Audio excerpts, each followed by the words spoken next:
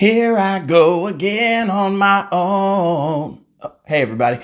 I'm just kidding. It's Pastor Justin Walker with The Whole Truth. We're going through the entire Bible from Genesis all the way to Revelation, and I'm not skipping anything. I want you to come along with me. And Jacob is at it again. His name's been changed to Israel. You know who I'm talking about, Abraham, Isaac, Jacob, if you've been following along. If you need to know where we are, you got to go back and watch some other videos. Jacob his name's been changed to Israel. He has been concerned because he was going to have to meet his brother who he tricked 20 years in the past.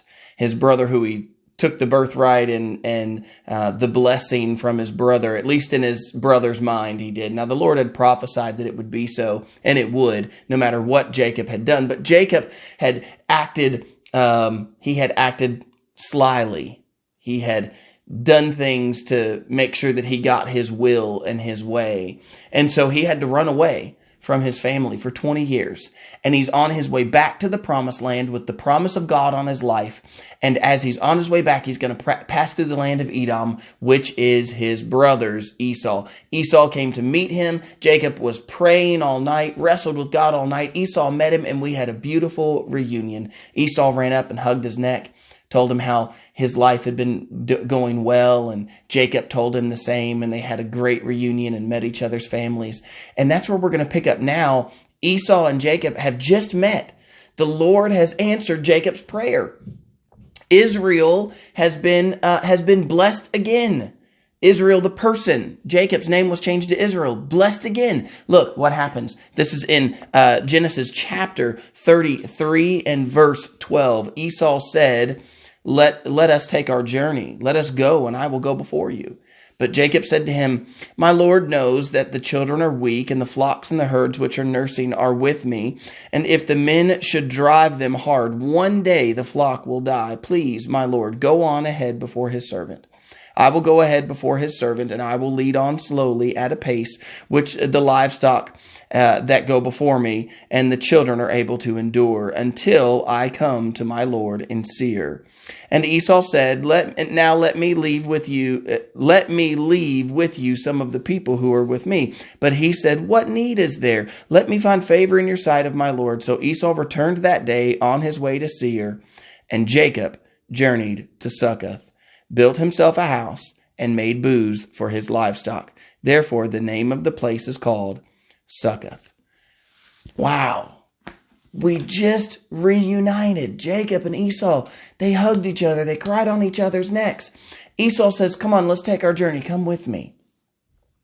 And Jacob says, You go ahead of me. The women and children, they couldn't make it one day. We've got nursing herds. We've got there's young animals in the herd. They couldn't make it.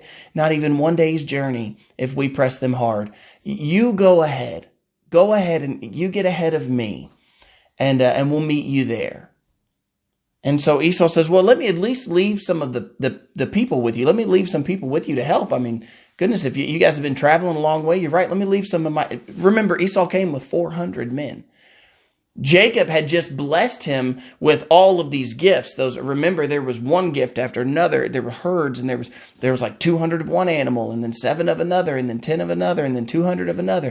And there was donkeys and camels, and there was goats and sheep, and there were all these. He was sending all these from the herd to his brother on the way when he was scared of his brother. But now they've reunited, and everything is good. And look, Jacob says, You go ahead of me. Don't leave anybody with me. Come on, just you go ahead of me, and I will meet you in Seir. Now that happens right there in verse 15. Esau said, Let me leave with you some of the people. But he said, What need is there? Let me find favor in thy sight. So Esau returned that day to Seir. Verse 17, and Jacob journeyed to Succoth. Jacob sent Esau south, and he went north. Now, we all do this, and I especially do this too. We have a tendency to stand in judgment when we are just as guilty. Well, I do when I am just as guilty. Think about what just happened. God just answered Jacob's prayer. God just took care of Jacob. And Jacob does what? He goes right back to old ways, doing it the way he's always done it, depending on himself, using sly means. He sends his brother Esau one way, and he goes the opposite way. Sends his brother south, and then he runs and goes north. Not only did he go north, but did you read that he actually built booths there? In other words, it wasn't like, you can't misinterpret this and go, oh, well, maybe he was just going a different route. No, he's not going a different route. He just sent his brother one way, he goes another way, and then he built booths. He's going to go there. He's going to stay there. He's not going to see her. He wasn't at all. You ever had somebody do this? They say, yeah, I'll call you later, and then they never call. Or I'll meet up with you, but then they never show. That's what just happened. Jacob sent Esau one way, and he went the other way. He's just going back to old ways, trusting himself. Why didn't he tell Esau where he was going? I don't have an answer to that, but I do have an answer to this. We do the same thing. How many times does the Lord take care of us? We have no answer. We have nowhere to turn. We beg God and God answers, and then we turn around and go right back to old hat. We go right back to old things and do the same things that we were doing before when we were depending on ourselves.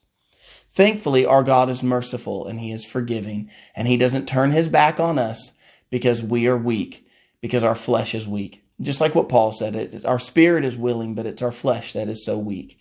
Look what happens with Jacob. This is in verse 18. Jacob came safely to the city of Shechem, which is in the land of Canaan. When he came from Padan Aram, and he pitched his tent before the city, and he bought the parcel of land there, he had pitched his tent from the children of Hamor, Shechem's father, for 100 pieces of money. And then he erected an altar there and called it El Elohe Israel.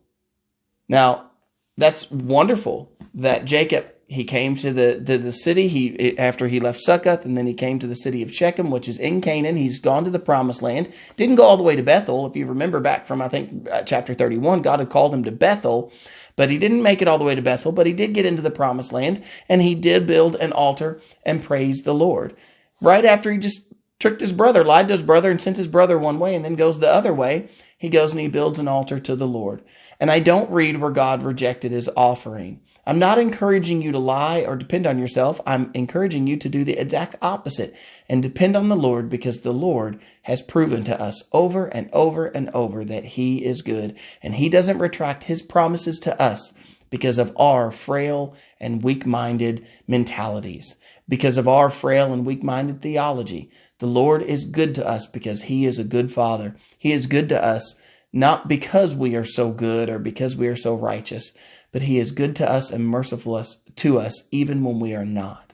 That is what makes our God so merciful and so good, and that's why we should worship him and only him. And if I could encourage you to do anything, it would be to trust the Lord and follow his promises. Trust him in what he's told you. Don't be like Jacob. Don't follow Jacob in this way. There are some things we can follow Jacob in, but not this one. Don't follow him in going back to old ways. Trust the Lord and follow after him. Take up your cross daily and follow him. All right, everybody, I hope you enjoyed today's video, and I will see you tomorrow with more of Genesis chapter 34. See you then.